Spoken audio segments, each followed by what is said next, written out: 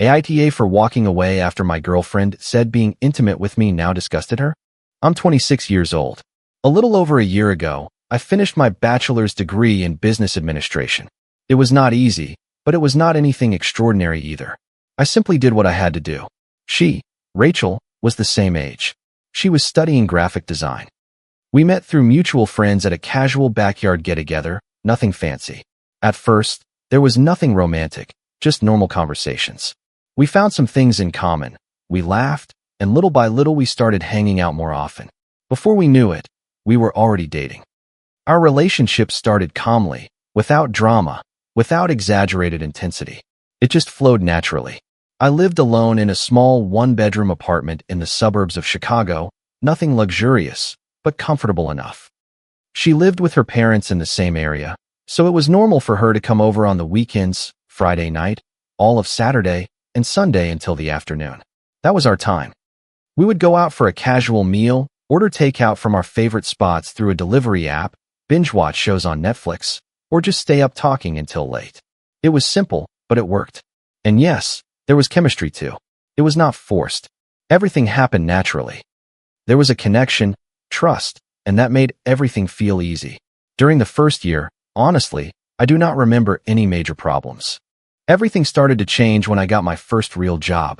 It was a position at a large corporation downtown, with a good starting salary for a recent graduate and room for advancement. On paper, it was perfect, but the reality was different. The hours were demanding. Sometimes I left late, other times I had to stay longer without any notice. The commute was also long, almost 1.5 hours with traffic and public transportation like the train. The environment was typical for a big company. Constant pressure, noise, people rushing from one meeting to another. Nothing out of the ordinary, but it was exhausting. At first, I was motivated. I felt good about building my career, but over time the fatigue began to build up. I started coming home with no energy left, especially on Fridays. I used to look forward to that day. Now I just wanted to take a shower and crash on the couch. On Saturdays, I sometimes had work to catch up on, and when I did not, I simply had no desire to go out. Sundays were for recovering. At the beginning, Rachel understood. She kept coming over on the weekends, although it was no longer the same. We went from making plans to just spending time together without doing much, watching something on television, talking a little, and many times I ended up falling asleep without realizing it. She once told me, "It is normal, you are adjusting to the new routine." And I believed her. I thought it was temporary, but it was not. Little by little, her attitude began to change. First, she stopped coming over on Fridays. Then she started leaving earlier on Sundays. Later, she stopped staying the night altogether. When I asked her about it, she gave a simple explanation. "I feel like I come over and you are not really there with me." I tried to explain it to her. I told her it was the job, that it was just a matter of time until things stabilized. We did not argue, but I also did not feel that she truly understood. From that moment, something shifted. We saw each other less, talked less in person, and although we kept in touch through text messages, it was no longer the same. Another thing that changed was our physical closeness, and that was more noticeable. We went from having an active, intimate life to almost nothing. At first, I did not give it much importance. I thought it was due to my exhaustion from the new routine, but it started happening too frequently. Every time I tried to get close, there was an excuse. "I am tired. I am not in the mood. Maybe another day." It was not occasional. It was constant, and that began to bother me. I am not the type to push, but I noticed the pattern. It was no longer natural. It felt like I was being avoided. I try not to take it personally, but it was difficult. I started questioning things. Had I changed? Was she no longer attracted to me? Was there someone else? I had no proof, just that uncomfortable feeling that something was off. So I decided to do something about it. One day I left work early. I picked up food from a place she liked through a delivery app. I also got some simple flowers. I got home, cleaned the place up, took a shower, changed the sheets, and texted her to come over, saying that tonight I was going to be fully present. She agreed. She arrived that evening. At first, everything seemed normal. We had dinner, talked a bit. It was not like before, but I felt there was a chance. After dinner, I tried to get closer. Nothing over the top, just sitting near her, holding her hand. I felt her tense up, and then she said, "I do not feel like it today." I stopped immediately. I told her it was fine, as if nothing had happened. But something was happening, and it was not the only time. I tried again a few days later, and then once more. Always the same response: distance, coldness, excuses. That began to affect me more than I wanted to admit. Not only the physical part, but what it represented. It was clear that something had changed. One day I decided to ask her directly, "Is something going on between us?" She remained silent for a few seconds, and then said, "Everything feels different. We do not argue, but we also do not resolve anything." And we continued like that until the day everything broke. That day there was nothing special. It was not a previous argument or an accumulated problem that suddenly exploded. It just happened. I arrived home earlier than usual. I was not as tired as other days, so I thought maybe it was a good time to try to fix things. She was already in my apartment, having let herself in with the spare key I had given her months earlier when things were going well. Everything seemed calm. We spent the afternoon like any other. We talked a little, watched a show, nothing out of the ordinary. For a moment, I thought maybe things could improve, that it had only been a phase. At night, I decided to get close. Just a kiss, something simple. But this time her reaction was different. She pulled away immediately. It was not subtle. It was not awkward. It was rejection. "No," she said firmly. I was confused. "What is wrong?" She stayed silent for a second, as if deciding whether to say it or not. But in the end, she did without softening anything. "It makes me uncomfortable to be intimate with you lately." It was not exactly what she meant deep down, but it was enough to understand. I just looked at her, processing, because that was no longer exhaustion. It was not a lack of desire. It was something deeper. "Why?" I asked. She sighed. "Since you started working, you are no longer yourself." I did not answer. I let her continue. "You are always tired. You are always absent. I do not even feel the same anymore." That hit me. Not out of pride, but because of how final it sounded, as if she had already made a decision. "We can fix it," I told her. "I just need a little time." She shook her head. "I do not want to try like this." She got up from the couch as she spoke. "Just like this, with you in this state." She paused, and then added something unnecessary. "Besides, I do not even enjoy being intimate with you anymore." That did hurt. Not because of the physical aspect, but because of the way she said it. Cold, direct, without any kind of care. That is when I understood that it was no longer a conversation. It was an attack. "You do not have to say it like that," I replied, trying to stay calm. But she was already somewhere else. She grabbed her bag. "I think it is better if I leave." "Really?" I asked. "Yes." She headed for the door, but before leaving she turned around. "When you go back to being the guy from before, we will talk." And she left. The sound of the door closing was dry. Final. I was left alone in the living room without moving. And that is when everything started to settle in my head. It was not just the exhaustion. It was not just the work. It was that my life no longer revolved around her. She no longer had all my time. I could no longer give her the same attention. And instead of saying it clearly, she turned it into rejection, into distance, into words she knew were going to hurt. That night, I did not text her, nor the next day, nor the following. 3 days went by without contact. It was not a strategy. It was not a game. I simply had nothing to say, and being honest, I did not want to either. I continued with my routine, work, home, sleep, no messages, no calls, until the 4th day someone knocked on my door. I was not expecting anyone. When I opened it, it was her, Rachel, without warning, without a previous message. She was just there. She walked in as if nothing had happened, as if everything was normal. "Really?" she said as soon as I closed the door. "Is this how you are going to act?" I looked at her for a few seconds. Just like that, as if nothing had happened, as if I did not exist. "You were the one who left," I replied. She frowned. "And you were not going to do anything. What did you expect?"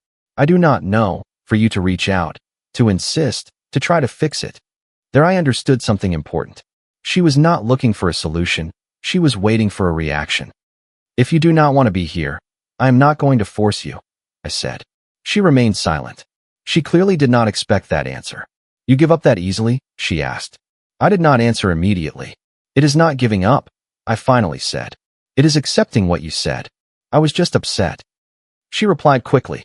I exaggerated. It did not seem like an exaggeration. Well, it was. She stepped a little closer, completely changing her tone. You are not going to tell me you did not miss me. I did not answer at all. Her way of speaking had changed, softer, closer, as if trying to erase everything from before. You were clear, I told her. You said you did not feel the same anymore. She rolled her eyes. Oh, do not be dramatic. That phrase ended up confirming everything. For her, all of that was something minor, a simple fight. For me, it was not. I have to head to work, I said, grabbing my keys. I tried to walk past, but she stopped me. She hugged me as if nothing had happened. Seriously, she said softly. I just wanted you to react. I said nothing. It is not that I do not care about you, she continued. You just needed to understand. That was where something completely broke. It was not what she said before, it was this, the way she justified it. As if hurting was valid, as if it were a tool, as if I had to learn a lesson. I gently pulled away. I am running late, I said, and I left without looking back. That day at work I could not concentrate. I was not sad, nor angry. It was something different, as if I was finally seeing everything clearly. I reviewed every moment of the relationship, every change, every comment, and everything started to make sense. It was not that I had changed for the worse. It was that my priorities no longer aligned with what she wanted, and instead of talking about it maturely, she chose to pressure, provoke, manipulate. Days later she texted me, "What is wrong with you? Are we nothing anymore or what?" I read the message several times and finally replied something simple. I guess not. It did not take her long to answer. Do not exaggerate, it was just a fight. I stared at the screen and felt no anger. I felt clarity because for her all of that was just a fight. For me, it was not. It was a completely different way of seeing things, a line that had already been crossed, and most importantly, there was no responsibility on her part, none at all, so I did not reply anymore. Several days passed without contact and, being honest, that helped me. It gave me space, silence, time to think without reacting. My routine remained the same. Work, home, sleep. It was not exciting, but it was stable. And for the first time in a long time, I felt in control, until one day, everything broke again. I arrived from work just like any other day. Tired, yes, but calm. I opened the door to my apartment, put down my keys, took off my shoes. Everything seemed normal, too normal. There was something odd, something that did not fit. I walked toward the bedroom, opened the door, and there was Rachel sitting on the bed as if nothing was wrong. She did not say anything at first, just looked at me. I have to admit it. My reaction was immediate. I am not made of stone. She had been someone important to me. There had been a real connection. For a moment I felt that impulse, that inertia, but it lasted only a short time because along with that came everything else, everything she said, everything she did. What are you doing here? I asked. She smiled slightly. Do I really have to explain it? She got up slowly and started to approach. Do you not miss me? I did not answer, just looked at her waiting. I feel like that job is pushing you away from what is important, she said now with a more serious tone. She stopped in front of me. I should be your priority. There it was again. The same thing. That is why I told you all that, she continued. So you would react. She paused, and then said something that made everything clear. But look, if you leave that job tomorrow, we can fix everything. She smiled. And tonight can be like before. Then I understood everything. It was not an apology, it was not regret, it was a negotiation, and not a healthy one. I took a deep breath. It is my job, I said. It is important to me. I should be too. She replied immediately. You are, I said. But not like this. Her expression changed. What do you mean not like this? This is not healthy. Silence. Tense, heavy. You know what I think? She suddenly said. That you have someone else. I shook my head. No. Of course you do, she insisted. That is why you do not reach out anymore. There is no one else. Then prove it, she said. Quit your job. I knew right then there was no middle ground. No, I said firmly, without hesitation. She stayed silent. No, I am not going to quit my job for this. For this, she repeated, annoyed. Yes, because this is not a healthy relationship. That was enough. Her face changed completely. You are an idiot, she said. She grabbed her bag and walked toward the exit. Before leaving, she turned around. You are going to regret it. I did not answer. I just let her go. I thought everything ended there, but no. The next day, I started receiving messages from acquaintances, from friends, some asking, others insinuating things. I did not understand anything until one of them sent me a screenshot. It was a post in a local community group on Facebook. There was my photo and a text. A completely false story designed to ridicule me, to damage my reputation. I kept looking at the screen, not because of what it said, but because of what it implied. I knew exactly where it came from, but I did not react impulsively. I went straight to what I could control. I contacted the group administrator, calmly explained everything to him, without insults, just facts, screenshots of our conversations, context. Hours later, the post disappeared without explanation, without noise. It simply ceased to exist. And with that, for me, everything was over. Not because she disappeared, but because I understood something important. It was not just a bad relationship. It was a dynamic where if you did not do what she wanted, the conflict escalated. First words, then manipulation, and finally public damage. And right there I knew there was nothing to salvage, nothing to fix, just something to leave behind. Comment: I really appreciate you watching this story with me today. I wanted to share a few honest thoughts with you. Your self-respect should always be a priority in any relationship. Setting healthy boundaries is an act of self-care, not selfishness. We all deserve partners who take responsibility for their words and actions. Sometimes the best thing you can do is choose peace instead of trying to fix what is broken. Take the time you need to heal and rebuild your sense of self. Be kind to yourself in the same way you would want others to be kind to you. I hope this makes you think about the kind of love and respect you truly deserve. Keep moving forward, knowing that you are worthy of a calm and healthy life. If you liked it, don't forget to leave a comment and support the channel by subscribing. See you in the upcoming stories.